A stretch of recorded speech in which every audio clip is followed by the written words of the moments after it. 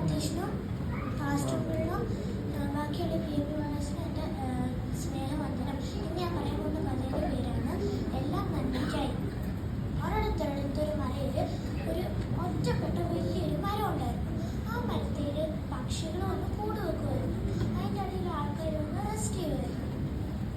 ഒരു ദിവസം അവിടെ കാറ്റ് വന്ന് ആ മരം താഴെ വീണു. അപ്പോൾ ആ മരത്തിന് വിഷമമായി. അപ്പോൾ ആ മരം ദൈവത്തോട് ചോദിച്ചു, ദൈവമേ, ഞാൻ എല്ലാവരെയും സഹായിച്ചതല്ലേ, എന്നിട്ടും എന്തോത്തിനാ എനിക്കിത് വരുത്തിയത്? അപ്പോൾ ദൈവം പറഞ്ഞു, എല്ലാം നന്മയ്ക്കായിരുന്നു.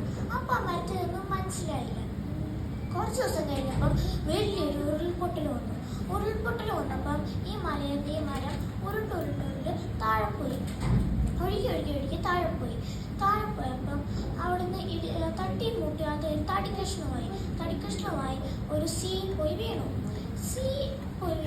അവിടുന്ന് തിരമാല അടിച്ച് ഒരു ബീച്ചിൽ പോയി ആ തിരമാല കൊണ്ടുപോയി വെച്ചു.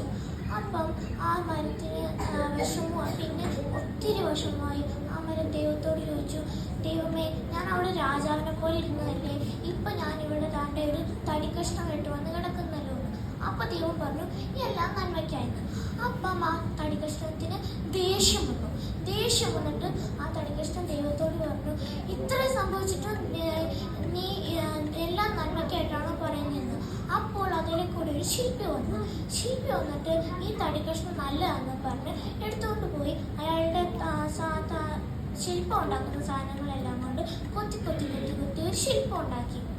എന്നിട്ട് പറഞ്ഞു, ഈ ശില്പം ഞാൻ ഇവിടെയല്ല വെക്കാൻ പോകുന്നത്, ഞാൻ വെക്കാൻ പോകുന്നത് ഇത് എല്ലാവരും കാണുന്ന ഗാർഡനിലാണ്.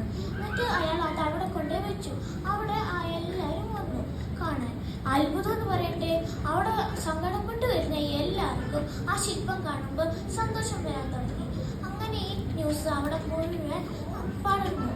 അങ്ങനെ അപ്പോൾ ആ ശില്പത്തിന് മനസ്സിലായി യേശുപ്പച്ചൻ എന്തുകൊണ്ടാണ് എല്ലാം നന്മയ്ക്കെന്ന് പറഞ്ഞുകൊണ്ടിരുന്നത്.